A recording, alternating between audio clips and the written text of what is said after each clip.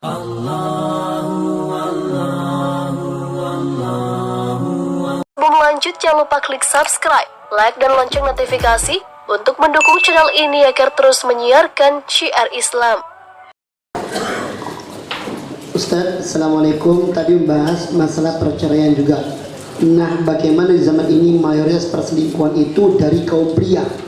Apa itu dinamakan sunnatullah?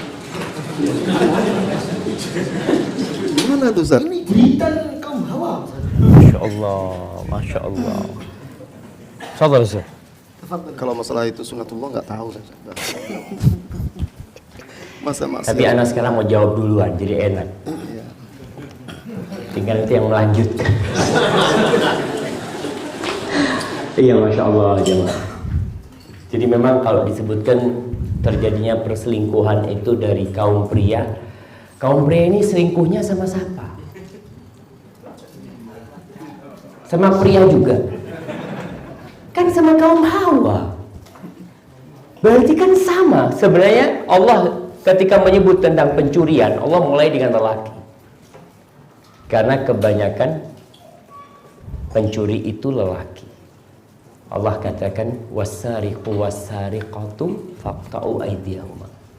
Tapi tatkala Allah berbincang tentang zina, maka Allah mengatakan az-zaniyatu waz-zani. Wanita yang berzina dan lelaki yang berzina. Mungkin yang perlu diluruskan, apa makna selingkuh sebenarnya? Karena wanita kadang-kala melihat suaminya kawin lagi, dibilang selingkuh. Ada lelaki-laki yang kawin lagi setelah berzina, na'udzubillah min dzalik. Setelah berzina baru kawin lagi. Nah, berarti dia berzina karena takut dosa itu terus berlanjut, akhirnya dia kawin. Dan sebagian lelaki berpikir dengan berkawin dosa zinanya selesai. Nggak selesai. Tetap dosa zina itu menuntut dia untuk bertaubat kepada Allah Subhanahu wa taala. Jadi kalau dikatakan itu sunnatullah, ya kayaknya kurang tepat. Nah, cuma lelaki ini lebih sering keluar rumah daripada wanita. Jadi godaan besar lelaki itu memang wanita. Rasulullah SAW mengatakan ma taraktu fitnatan asyadda 'ala rijal minan nisa. Aku tidak meninggalkan sebuah fitnah, sebuah cobaan yang lebih dahsyat buat seorang lelaki lebih daripada wanita. Maka bagi para wanita, bagaimana kembali memprotek suami supaya tidak memandang wanita lain lah. Kita jangan bilang selingkuh. Bagaimana kalau dia memandang wanita lain, dia ingat sama istrinya. Rasulullah SAW memerintahkan, kalau ada seorang lelaki keluar rumah kemudian melihat wanita yang membuat birahinya jadi naik, suruh kemana? Falyarji' ila ahli, pulang ke rumahnya. Sampai rumah, assalamualaikum, assalamualaikum, assalamualaikum. Kemana istri Anda? Ternyata istrinya nongkrong sama tetangga. Kadang kalau assalamualaikum, assalamualaikum, yang bukain pembantu. Mana ibu? Kata dia. Ibu lagi ke pasar. Allahu Akbar. Ini akhirnya jadi beban buat suami. Makanya kenapa wanita itu diperintahkan oleh Allah, waqarna fi buyutikunna. Kalian tuh tetap di rumah kalian. Ada banyak permasalahan yang memang penyelesaiannya itu kalau wanita di rumah. Pernah ada kejadian jamaah, yang namanya tadi kita bicara fitnah wanita. Rasulullah SAW menjelaskan yang ada di wanita yang kau lihat itu mithlul ladzi ma'aha, sama persis dengan yang ada di istrinya itu, sama dengan yang ada di wanita itu. Makanya suruh pulang. Pernah teman dari Sudan cerita ketika hakim ini di Sudan, ketika dia hendak menyidang, ternyata yang jadi saksi atau terdakwanya wanita cantik. Kata hakimnya, Allahu Akbar, skors. Pulang dia. Betul juga. Disebutkan jarak dari pengadilan itu ke rumahnya 15 menit. Pulang dia, skor 1 jam. Pulang, sampai rumahnya balik. Mana yang tadi? Selesai. Nggak kelihatan, udah cantiknya udah hilang. Udah selesai nafsunya. Fa inna dzalika yarud, kata Rasulullah. Itu bisa menolak itu perasaan di hatinya. Datang ke istrinya. Nah, maka kalau istri mengatakan suami ini banyak selingkuh, kita lihat mungkin masalahnya dari pihak istri. Tadi suami masuk rumah, habis ngeliat di pinggir jalan yang pakai rok-rok pendek ya, dengan dandanannya apa istilahnya SPG? Hah? Iya. Bupati. Apa bupati? Oh, bupati buka paha tinggi-tinggi, masya Allah. Bahasa gaul, bupati saja. Nah, sampai rumah istrinya lagi pakai daster sama minyak angin. Allahu Akbar. Ente siapa ente, kata dia? Istrimu, bang. Itu wanita kayak gitu kadang-kala. Kalau di rumah dia nggak bersolek, tapi kalau keluar rumah, subhanallah. Pernah kejadian di Surabaya, mungkin ada cerita itu. Ada, Anda masih ingat cerita sahib ini. Suaminya pulang kerja, jalan kaki, lewat depan rumahnya, masih jauh rumahnya. Ada yang keluar dari rumahnya, becak. Ada wanita naik becak. Dia lihat, senyum-senyum perempuan di becak ini. Sopo? Istrinya di becak itu. Jadi karena sudah pakai make up ini tuh si suami sampai pangling gitu loh. Gak pernah lihat kayak gitu. Gak pernah lihat wanita kayak gini. Soalnya kalau di rumah yang dilihat itu sudah pakai daster, pakai apa, maka perlu kita mengobatin penyakit di masyarakat ini bareng-bareng. Istri juga berusaha bagaimana memperbaiki suaminya supaya suami ketika di rumah, ketika di luar rumah makan mamanya di warung, ketika disuguhin rawon, masya Allah. Ente sama Sohaib yang ngomong, ente nanti kalau ke rumah anak-anak kasih rawon, masakan pembantu anak Zen. Bukan istrinya, pembantunya. Karena istri nggak pernah masak. Kadang-kadang bikin suami nggak pernah inget sama istrinya. Selalu yang diinget pembantunya. Karena semuanya yang bukain pintu pembantu, yang masakin pembantu, yang ngurusin kamar pembantu. Siapa yang baik sama dia? Pembantu. Maka tolong diperbaikin bersama-sama. Untuk kelanjutannya, monggo. Jamaah, bahasa selingkuh ini konotasinya tentu tidak baik dan kita paham itu.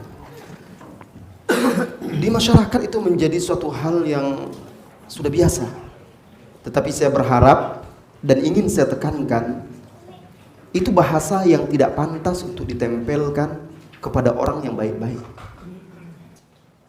Maka ketika kita mendengar kata selingkuh, yang bisa kita pahami itu perbuatan yang tidak baik, dosa, maksiat.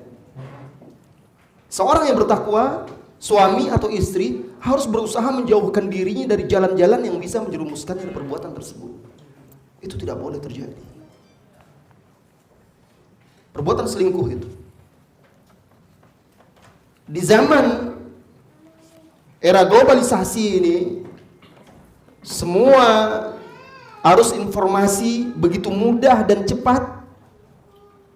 Media-media sosial itu semuanya ada di tangan kita. Penyakit masyarakat ini yang merusak rumah tangga ini semakin parah di akhir zaman ini. Tetapi tentunya itu banyak terjadi pada orang-orang yang jauh dari agama Allah Subhanahu wa taala. Maka saya di sini tidak membahas lagi tentang itu, saya hanya ingin mengingatkan agar setiap kita menjaga rumah tangganya. Suami jaga kesucian, kehormatan rumah tangganya. Istri bantu suaminya untuk menjaga kehormatannya seperti yang dikatakan oleh Ustaz kita tadi. Setiap pasangan, kedua belah pihak berkewajiban menjaga pasangannya agar tidak terjerumus dalam perbuatan-perbuatan dosa dan maksiat. Karena ini jalan-jalan syaitan, godaan syahwat, fitnah syahwat. Tegakkan ibadah, dekatkan diri kepada Allah, jauhi dari pergaulan-pergaulan yang tidak baik, saling nasihat menasihati, ingat mengingatkan di tengah keluarga, rumah tangga, dan juga setiap istri, setiap suami berusaha terus menjadi yang terbaik untuk pasangannya. Nah, sama seperti kata Ustaz tadi, wanita juga menginginkan Laki-laki suaminya tampil tampan, gagah, tidak bau keringat. Sama juga. Nah, Anda sebagai suami jangan hanya menuntut istri Anda untuk bersolek di hadapan Anda, untuk tampil cantik, wangi, seksi di depan Anda. Tidak. Seperti tadi juga, wanita juga memiliki rasa, memiliki hasrat. Di zaman sekarang godaan-godaan wanita itu juga berat. Walaupun dia tidak keluar, tetapi godaan itu melalui media sosial itu, melalui internet masuk ke rumahnya, masuk ke kamarnya. Maka Anda juga harus bisa memenuhi kebutuhannya. Rasulullah SAW itu senantiasa tampil rapi, bahkan kadang-kadang sering istrinya yang menyisirnya, memberikan parfum wangi. Rasulullah SAW itu kalau di rumah, ketika Aisyah ditanya, karena Nabi SAW ketika ditanya bagaimana Rasulullah di rumahnya, basaman, dohakan, basam, banyak tersenyum, bahkan bukan sekedar basaman, dohakan, banyak tertawa bersama keluarganya. Anda di luar bersama wanita lain, bersama teman-teman Anda bisa tertawa renyah, mudah senyum, berbicara lembut kepada wanita-wanita. Giliran di rumah pulang kerja, ketus. Sedikit istri bertanya, nggak ada seperti itu, sok tahu ini. Jadi istri sudah. Nah, akhirnya dia tidak dapatkan apa yang diinginkan oleh seorang wanita kepada seorang laki-laki. Bahaya ini. Kalau dia dapatkan pada tetangganya, wah bapak itu lebih berwibawa, lebih ramah, gagah, ya kan? Dia lagi lihat kan. Bahaya. Suami istri punya rasa. Lihat, itu ada salah seorang sahabat wanita yang minta khulud dari suaminya karena jelek. Dia pernah menyingkap kain pintunya, suaminya bersama kawan-kawan yang lain, dia lihat ternyata suaminya paling jelek. Sehingga hilang rasa dia. Dia tidak menuduh agamanya, tidak menuduh akhlaknya, tetapi karena dia seorang wanita memiliki hasrat, dia takut dia tidak bisa menunaikan kewajiban dia kepada suaminya. Maka dia minta khulud, datang kepada Rasulullah SAW. Maka tunaikan kewajiban Anda sebagai seorang suami. Penuhi hak-hak istri itu. Salah satunya hak biologis dia, hak syahwat dia, hak dia sebagai seorang wanita yang menginginkan seorang pria yang tampil gagah, tampan dan bersih, rapi, ramah, mudah tersenyum sama dia, mengayomi dan menyayangi dia, lapang dada. Ini dibutuhkan oleh istri Anda. Kehidupan yang bertahun-tahun sehingga sudah sama-sama mulai beruban, membuat kejenuhan, rutinitas itu membuat bosan. Kalau Anda tidak berusaha untuk semakin baik, maka tentu akan terjadi hal-hal yang tidak diinginkan kecuali dirahmati oleh Allah Subhanahu wa taala. Semoga Allah menjaga kita, istri kita, keluarga-keluarga muslim semuanya. Barakallahu.